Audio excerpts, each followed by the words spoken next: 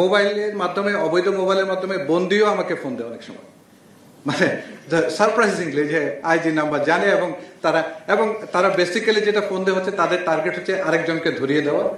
একটা বন্দির থেকে 1200 ইয়াবা আমরা কিন্তু সে পায়ুপথ দিয়ে নিয়ে আসছিল এরকম একটা প্যাকেট করে। রিসেন্টলি গত 2 দিন আগে ঢাকা কেন্দ্রীয় কারাগার যেটা কেরানীগঞ্জে আছে, ওখানে আমরা শুরুর দিকে যেভাবে অভিযান পরিচালনা করি, প্রায় আমার মনে হয় আমি দায়িত্বভার গ্রহণ করার পর থেকে 1000টা বিশেষ অভিযান পরিচালনা করছি রাতের বেলা, টু রিকভার আপনার মাদক, রিকভার স্মল মোবাইল ডিভাইসেস এবং সংখ্যাটা প্রচুর উদ্ধার হয়েছে শুরুতে, মানে ম্যাসিভ।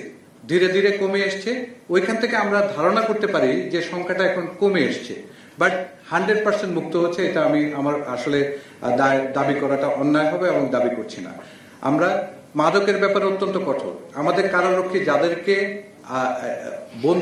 বন্দীদের অনেক ক্ষেত্রে তো ধরছি, বন্দীদের আসার পরে ইভেন পেটের মধ্যে আবার পুরিয়া বানিয়ে, মানে 10-12টা করে একটা করে পুরিয়া একজনের পেটের ভিতর থেকে 124টা পর্যন্ত আমরা উদ্ধার করতে পেরেছি।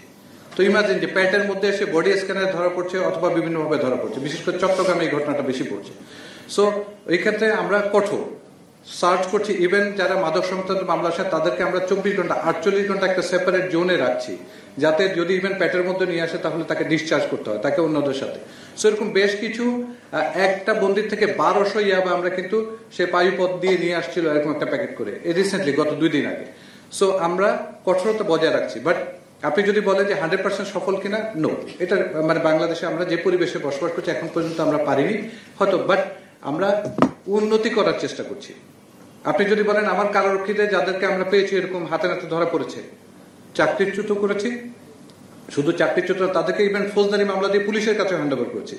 So message is very clear, কেউ যদি ইনভলভ হয়, আমি যদি ধরতে পারি, আমার হাতে যদি প্রমাণ আসে, তাকে কোনো স্পেয়ার করবো না।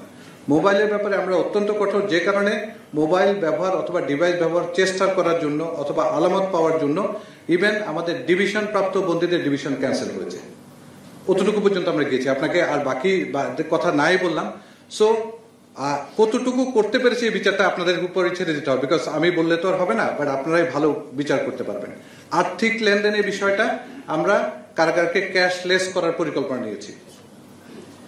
গত 1 বছরে শুরুর দিকে, এখন আর পাচ্ছি না, অলমোস্ট 80 লক্ষ টাকা ক্যাশ আমরা ঢাকা কেরানীগঞ্জ কারাগার থেকে উদ্ধার করেছি, বিভিন্ন বন্দীদের কাছে বাজেয়াপ্ত করা হয়েছে। So this was huge.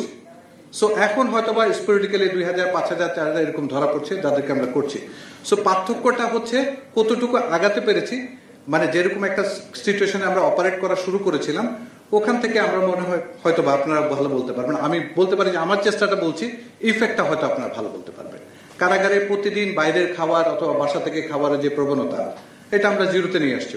আমি আপনাদের বলতে পারি অ্যাটলিস্ট কেরানীগঞ্জ, কাশিমপুরে এটা জিরো। বাকি এলাকা ভিত্তিক কারাগারগুলোতে চেষ্টা করছি। আপনারা জানেন লোকাল ইনফ্লুয়েন্স আছে, পুরোপুরি আমাদের মানসিকতার পরিবর্তন করতে একটু সময় লাগে। সো বাট নির্দেশনা পরিষ্কার, নো কুক ফুড, শুধুমাত্র বিশেষ দিন ব্যতীত। সো আপনি you can take a challenge যে আপনি রান্না করা খাবার কেরানীগঞ্জে কাউকে পাঠাতে পারেন কিনা। পারলে আমি দায় নিব এবং আমি এটাকে চ্যালেঞ্জ হিসেবে নিব যে এটাকে কিভাবে ঠেকানো যায়।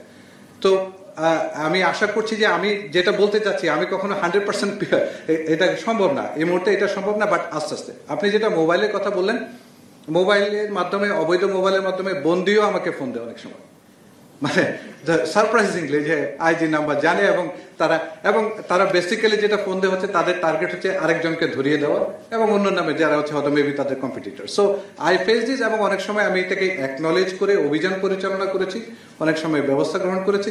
So this is reality. আমি কোনোভাবে অস্বীকার করতে পারবো না things are not there, but we are trying to improve, এটা আপনাদের বলতে পারি। আমাদের চেষ্টার কোনো ত্রুটি নেই।